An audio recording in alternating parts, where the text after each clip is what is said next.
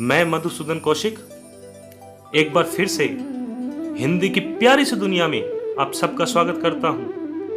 हम कक्षा 9 की पुस्तक क्षितिज भाग 1 के पाठ साखियां और शब्द को पढ़ रहे हैं। इस पाठ के रचयिता महात्मा कबीरदास जी हैं और हम इस पाठ की पहली 3 साखियों को वीडियो के भाग 1 में पढ़ चुके हैं। आज हम अंतिम 4 साखियां पढ़ेंगे। कबीरदास जी की चौथी साखी है, पखा पखी के करनई सब जग रहा बुल्हान, निरपक होई के हरि भजई सोई संत सुजान। इस साखी के माध्यम से कबीरदास जी ने हमें सच्चे संत की पहचान बताई है। आइए इस साखी का भावार्थ समझते हैं। कबीरदास जी कहते हैं कि पखा पखई के करने, पखा पखी मैंने पक्षपात, पक्ष और विपक्ष के करने के कारण, यानी पक्ष और विपक्ष के कारण लोगों ने अपने आप को अनेक जातियों, संप्रदायों और धर्मों में बांट लिया है। इसके बाद कबीरदास जी बोले कि सब जग रहा बुल्हान, सब मैंने सारा, जग मैंने संसार, बुल्हान मैंने भुलाव में रह गए। आशय यह है कि लोग अपने ही धर्म को सर्वश्रेष्ठ मानते हुए दूसरे धर्मों से भेदभाव करने लगे और अपने जीवन के उद्देश्य यानी परमात्मा की प्राप्ति को भूल गए। इसके बाद कबीरदास जी ने एक सच्चे संत की विशेषता बताते हुए कहा कि निरपक होई हरि के भजे। निरपक मैंने निष्पक्ष, होई के मैंने होकर, हरि मैंने भगवान को भजे, भक्ति करता है, भजता है। कि जो निष्पक्ष होकर हरि अर्थात भगवान की भक्ति करता है, इस बात का आशय यह है कि जो भेदभाव को छोड़कर परमात्मा को सच्चे मन से याद करता है, सोई संत सुजान, यानी वही सच्चा संत होता है।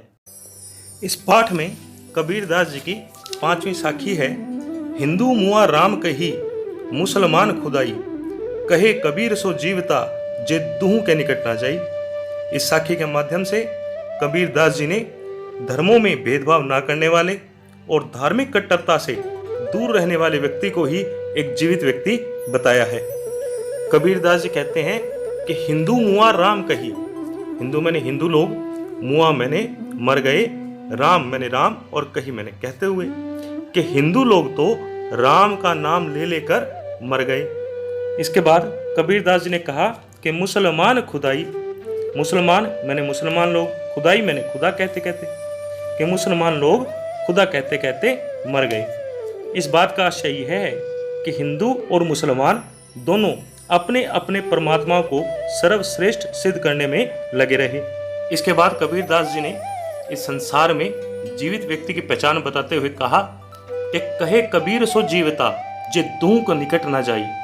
कहे मैंने कह रहे हैं, कबीर मैंने कबीरदास जी, सो मैंने वो, जीविता मैंने जीवित है, जे जो, दूह मैंने दोनों के, निकट मैंने पास, ना जाई नहीं जाता। इस बात से कबीरदास जी यह बताना चाहते हैं कि संसार में वही व्यक्ति जिंदा है जो इन दोनों यानी ना तो राम के और ना ही खुदा के पास जाता है, अर्थात जो धर्म या जाति जैसे भेदभाव को नहीं मानता, उसी व्यक्ति का जीना इस संसार में सार्थक है। इस पाठ में कबीरदास जी की 6ठी साखी है, काबा फिरी काशी भया राम ही भया रहीम, मोट चून मैदा भया बैठी कबीरा जीव। इस साखी के माध्यम से कबीरदास जी ने यह स्पष्ट किया कि ज्ञान हो जाने के बाद धार्मिक भेदभाव समाप्त हो जाता है, राम और रहीम दोनों एक ही हो जाते हैं। कबीरदास जी कहते हैं कि काबा फिरी, यहाँ काबा शब्द का प्रयोग मुसलमानों के एक प्रसिद्ध तीर्थ स्थल के लिए किया गया है। कबीरदास जी के कहने का आशय यह है कि ज्ञान हो जाने के बाद काबा बदलकर काशी भया, काशी मैंने काशी जो कि हिंदुओं का एक प्रमुख तीर्थ स्थल है वह बन गया। कबीरदास जी ने कहा कि राम ही भया रहीम, राम ही मैंने राम, भया मैंने बन गया, रहीम मैंने खुदा, कि राम ही रहीम बन गया। कहने का आशय यह है कि अब कबीरदास जी को इस बात का ज्ञान हो गया कि राम और रहीम दोनों अलग अलग व्यक्तियों के नाम नहीं हैं या अलग अलग भगवानों के नाम नहीं हैं, बल्कि दोनों एक ही भगवान के 2 रूप हैं। फिर कबीरदास जी बोले मोट चून, मोट चून यानी मोटा आटा, मोरचून शब्द का प्रयोग यहाँ विभिन्न धर्मों के मतभेदों के लिए किया गया है। कबीरदास जी ये कहना चाहते हैं कि यह उनका अज्ञान था जो वे विभिन्न धर्मों में भेदभाव किया करते थे। यही भेदभाव मोटा चून कहा गया है। कबीरदास जी बोले, मैदा भया, मैदा मैंने बारीक मैदा, भया मैंने बन गया। यहाँ मैदा शब्द का प्रयोग धार्मिक सहिष्णुता के लिए किया गया है।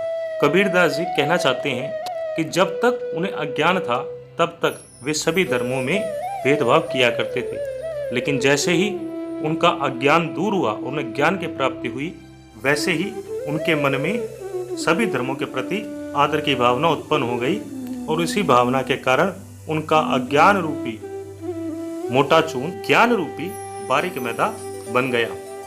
इसके बाद कबीरदास जी बोले कि बैठी कबीरा जीम, बैठी मैंने बैठकर, कबीरा मैंने कबीरदास जी, जीम मैंने खाने लग गए। कबीरदास जी कहते हैं कि जब उन्हें इस बात का ज्ञान हुआ तब उनके मन में किसी भी प्रकार का भेद नहीं रह गया और इस ज्ञान रूपी भोजन को वो आराम से बैठकर खाने लगे।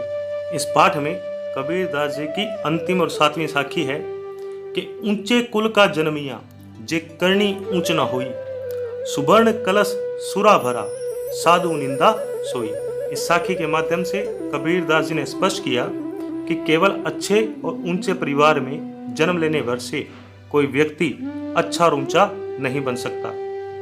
व्यक्ति को हमेशा अच्छे और ऊंचे काम करने चाहिए। आइए इस साखी के भावार्थ को पढ़ते हैं। कबीरदास जी कहते हैं कि ऊंचे कुल का जन्मिया, ऊंचे मैंने अच्छे या भले, कुल मैंने परिवार का, और जन्मिया मैंने जन्म लेने से, कि अच्छे कुल में जन्म लेने से कोई भी व्यक्ति अच्छा या ऊंचा नहीं बन जाता, क्योंकि व्यक्ति की पहचान तो हमेशा उसके द्वारा किए जाने वाले कामों से होती है। इसी बात को स्पष्ट करते हुए कबीरदास जी ने कहा, जे करनी ऊंच ना हुई, जे मैंने जो करनी मैंने कार्य, ऊंच मैंने ऊंचे न हुई नहीं होते। कबीरदास जी कहना चाहते हैं कि यदि ऊंचे काम नहीं है तो कोई भी व्यक्ति ऊंचा नहीं कहलाता। ऊंचा अर्थात महान बनने के लिए तो ऊंचे काम करने पड़ते हैं और ऊंचा बनने में परिवार की कोई भूमिका नहीं होती। यानी यदि आपके काम ऊंचे हैं तभी आपका परिवार ऊंचा कहलाएगा। इसी बात को कबीरदास जी ने एक उदाहरण के माध्यम समझाया। कबीरदास जी कहते हैं कि सुवर्ण कलश सुरा भरा, सुवर्ण मैंने सोने का बना, कलश मैंने मटका, सुरा मैंने शराब और भरा मैंने भरा हुआ। भावार्थ ये है कि जिस प्रकार शराब यदि सोने के कलश में भी रख दी जाए तो भी वह साधुओं के लिए पीने योग्य नहीं बन सकती। इसी बात को समझाते हुए कबीरदास जी ने कहा कि साधु निंदा सोई, साधु मैंने साधुजन, निंदा मैंने बुराई, सोई मैंने करते हैं, कि साधु जन उसकी निंदा करेंगे ही। इस बात का आशय यह है कि यदि ऊंचे कुल में जन्मे लोग नीच कर्म करने वाले होंगे तो वे भी शराब की तरह निंदा के पात्र होंगे। बच्चों, ये थी कबीर की साखियां। मुझे आशा है कि आप सबने मेरा वीडियो देखा और समझा होगा। अब समय है आपसे एक प्रश्न पूछने का। आज का प्रश्न है कि कबीरदास जी ने किसी व्यक्ति के महान बनने का कारण किसे माना है? क उसके अच्छे और ऊंचे परिवार को, या ख उसके द्वारा किए जा रहे महान कार्यों को? आप सब इस प्रश्न का उत्तर वीडियो के नीचे आ रहे कमेंट बॉक्स में कमेंट करके दीजिए। मेरे वीडियो को सब्सक्राइब, लाइक और शेयर जरूर करें। घंटी का बटन दबाना मत भूलें। और अंत में हमेशा की तरह एक बार फिर से मेरा निवेदन कि घर रहें, सुरक्षित रहें।